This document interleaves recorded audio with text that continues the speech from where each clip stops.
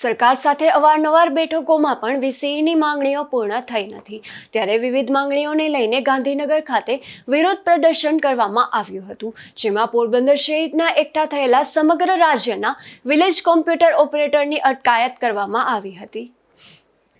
ગુજરાત રાજ્યમાં ઈ-ગ્રામ વિશ્વગ્રામ સોસાયટીના 14,000થી પણ વધુ વીસીઈ એટલે કે વિલેજ કોમ્પ્યુટર ઓપરેટરની પોલિસીમાં બદલાવ કરીને ન્યાય અપાવવા સમગ્ર ગુજરાત રાજ્યમાંથી વીસીઓએ ગાંધીનગર ખાતે પોતાની માંગણી અંગે ધારણા કાર્યક્રમ કરવા અને તબક્કાવાર કાર્યક્રમ આપવા માટે એકઠા થયા હતા।